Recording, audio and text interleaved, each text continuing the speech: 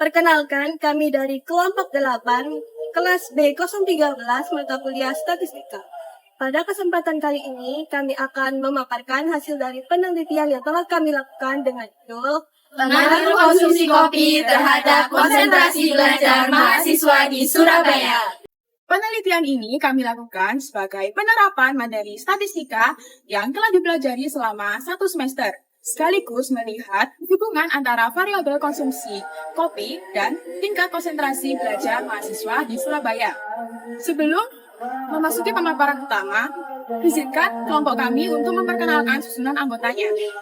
Perkenalkan, nama saya Nesya Aulia Sasabila dengan NPM 250130100051.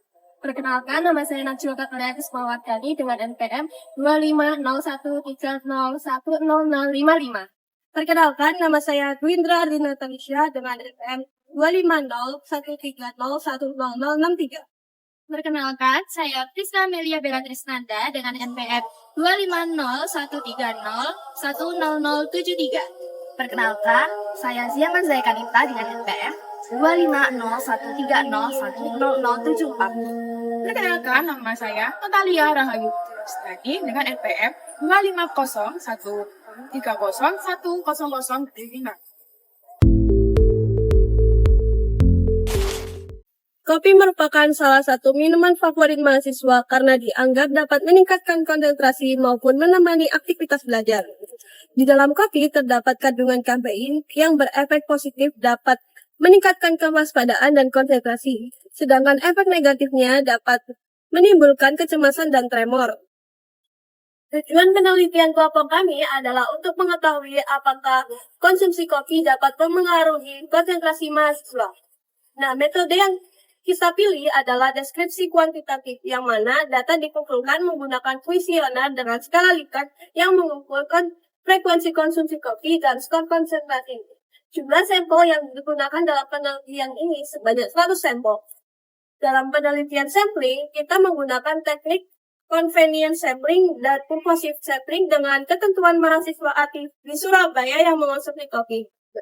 Dalam proses menganalisis, digunakan statistika deskriptif, korelasi persen, dan regresi linear sederhana. Hasil penelitian menunjukkan bahwa konsumsi kopi berpengaruh pada konsentrasi belajar mahasiswa. Namun, tidak terlalu signifikan karena terdapat faktor lain yang dapat mempengaruhi konsentrasi belajar mahasiswa. Pada penelitian ini, kerangka pemikiran disusun untuk menggambarkan hubungan antara variabel bebas dan variabel terikat yang kami teliti. Kerangka pemikiran ini menjelaskan bahwa semakin tinggi atau rendahnya konsumsi kopi yang dikonsumsi oleh mahasiswa setiap harinya dapat mempengaruhi tingkat konsentrasi mereka dalam proses belajar. Nah, model kerangka pemikiran ini dapat digambarkan sebagai berikut ini. Penelitian kami hanya menggunakan satu variabel independen atau X dan satu variabel dependen atau Y, di mana variabel X berupa konsumsi kopi per hari mahasiswa dan variabel Y berupa tingkat konsentrasi belajar mahasiswa, di mana H1 atau hipotesis 1 menyatakan bahwa konsumsi kopi per hari berpengaruh terhadap tingkat konsentrasi belajar mahasiswa. Pada penelitian ini, kami mengumpulkan data melalui penyebaran kuesioner kepada 100 responden, yaitu mahasiswa yang berasal dari berbagai universitas di Surabaya dan yang mengonsumsi kopi. Data yang terkumpul kemudian kami susun dalam bentuk data matriks seperti data berikut ini. Pada data matriks ini terdapat jawaban dari 100 responden, yaitu para mahasiswa yang berasal dari berbagai universitas di Surabaya dan yang mengonsumsi kopi. Pada data matriks ini terdapat dua jenis informasi utama. Yang pertama yaitu variabel X berupa konsumsi kopi per harinya yang diukur berdasarkan jumlah gelas kopi yang dikonsumsi oleh responden setiap harinya. Dan P1 sampai dengan P5 yang merupakan skala Likert, di mana setiap item P1 sampai P5 memberikan skor persepsi mengenai konsentrasi belajar mahasiswa. Skor tersebut nantinya akan dirata-ratakan melalui SPSS untuk membentuk satu nilai akhir, yaitu Y berupa tingkat konsentrasi belajar mahasiswa bagi setiap respondennya.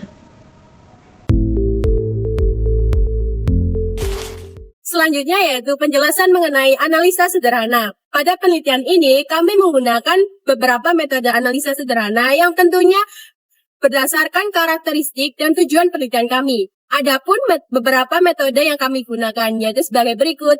Yang pertama yaitu sampling non-probabilitas berupa purpose sampling. Purpose sampling adalah teknik pengambilan sampel yang dipilih berdasarkan pertimbangan peneliti karena dianggap paling relevan atau berpengalaman. Dalam penelitian ini, kami menargetkan 100 sampel mahasiswa dengan kriteria yang pertama yaitu mahasiswa aktif dari universitas di Surabaya, yang kedua mengonsumsi kopi, yang ketiga bersedia mengisi kuesioner secara lengkap.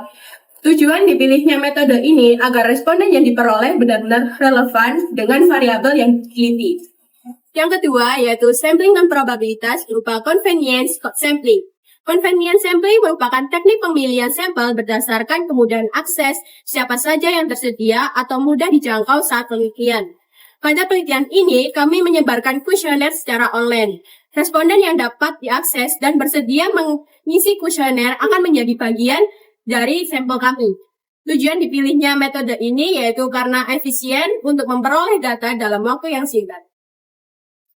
Yang ketiga ada estimasi titik, yaitu satu nilai tunggal yang memperkirakan parameter populasi. Pada penelitian kami, rata-rata konsumsi kopi dari 100 sampel mahasiswa dalam satu hari adalah 1 gelas kopi. Hal ini digunakan sebagai estimasi titik rata-rata konsumsi kopi mahasiswa di seluruh universitas di Surabaya. Dalam penelitian ini, kami menggunakan 3 metode analisis utama pada SPSS. Pemilihan metode ini disesuaikan dengan jenis data, tujuan penelitian, serta hubungan variabel yang ingin diuji. Metode yang kami gunakan ialah sebagai berikut. Yang pertama yaitu statistik deskriptif. Alasan kami memilih metode analisis ini karena digunakan untuk memberikan gambaran umum mengenai karakteristik data yang diperoleh dari 100 responden. Melalui analisis ini, kami dapat mengetahui nilai rata-rata atau median, standar deviasi, nilai maksimum, dan nilai minimum, baik untuk variabel X dan variabel Y. Statistik deskriptif membantu memahami pola dasar data sebelum dilakukan analisis hubungan dan pengaruh. Yang kedua, korelasi Pearson. Alasan kami menggunakan metode ini karena korelasi Pearson digunakan untuk mengetahui kekuatan dan arah hubungan antara variabel X atau jumlah konsumsi kopi dan variabel Y atau tingkat konsentrasi belajar mahasiswa. Metode ini cocok karena kedua variabel ini berskala numerik serta Pearson dapat menunjukkan apakah hubungan variabel X dan Y bersifat positif, negatif, atau tidak berhubungan sama sekali. Dengan demikian, korelasi Pearson merupakan langkah awal sebelum melakukan regresi. Yang ketiga, regresi linear sederhana. Alasan kami menggunakan metode ini karena regresi linear sederhana digunakan untuk mengetahui pengaruh konsumsi kopi atau variabel X terhadap tingkat konsentrasi belajar mahasiswa atau variabel Y. Metode ini memungkinkan kami untuk membangun model bersamaan Y sama dengan A plus BX, mengestimasi seberapa besar perubahan Y ketika X mengalami peningkatan, menguji apakah pengaruh tersebut signifikan secara statistik melalui uji T dan nilai T. Dengan demikian, regresi linear sederhana merupakan analisis utama untuk menjawab rumusan masalah dan menguji hasil.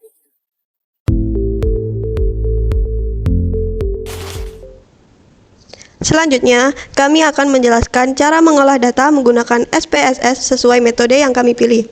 Langkah awal adalah mengimpor data dari Excel ke SPSS. Langkah-langkahnya yaitu membuka SPSS, lalu klik File, kemudian pilih Import Data, dan klik Excel. Kemudian kita cari dan pilih file Excel yang berisi data matriks penelitian yang kita lakukan. Kemudian kita klik Open, dan masuk ke menu Variable View. Kemudian ubah kolom measure untuk semua variabel menjadi scale.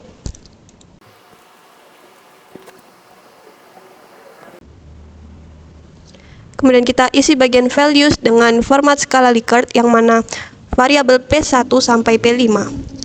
Dan untuk keterangannya, untuk 1 sangat tidak setuju, 2 tidak setuju, 3 netral, 4 setuju, dan 5 sangat setuju. Kemudian kita klik OK. Dan kita copy paste untuk P1 sampai P5.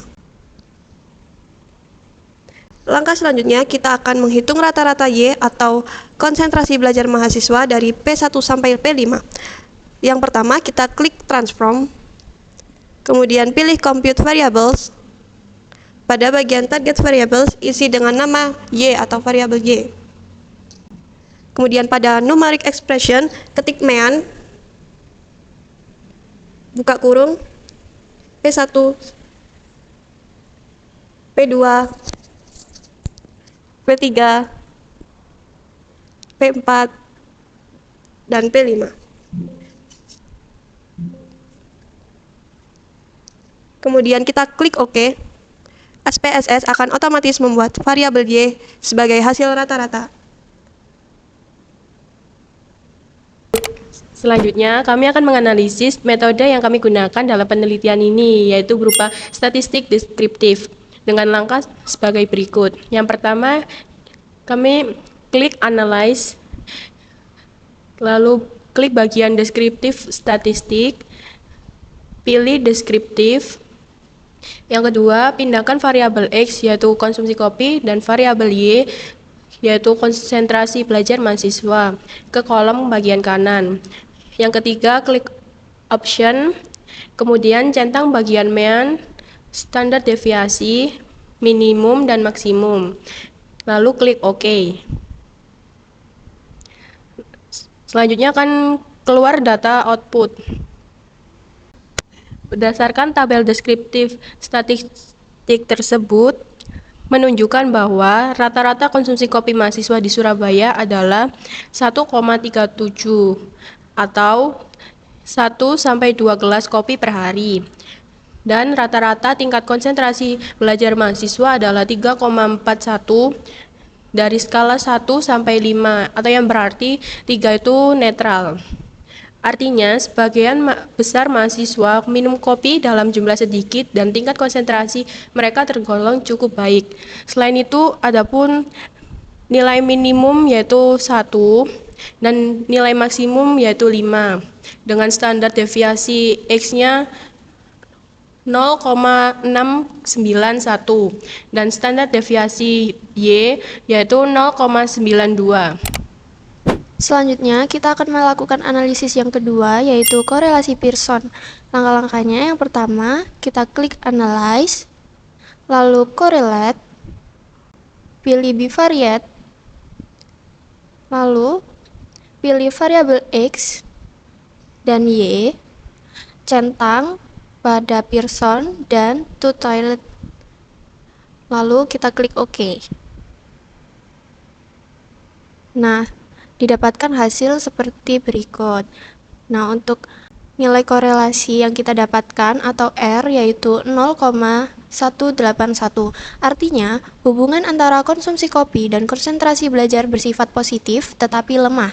Jadi, semakin banyak konsumsi kopi, konsentrasi cenderung meningkat, namun pengaruhnya kecil. Yang selanjutnya kita dapatkan yaitu nilai signifikansi atau p-value, di mana yang kita dapatkan adalah 0,071, yang dimana jika P lebih dari 0,05 hubungan statistik tidak signifikan. Jadi dapat kita simpulkan terdapat hubungan positif tetapi lemah dan tidak signifikan antara konsumsi kopi dan tingkat konsentrasi belajar mahasiswa. Artinya, konsumsi kopi tidak cukup kuat untuk menjelaskan peningkatan konsentrasi. Selanjutnya yaitu analisis yang ketiga, adalah regresi linear sederhana. Langkah-langkahnya yaitu yang pertama, klik Analyze, kemudian Regression, kemudian Linear. Jika sudah, masukkan variabel Y yaitu konsentrasi belajar mahasiswa ke kotak dependent.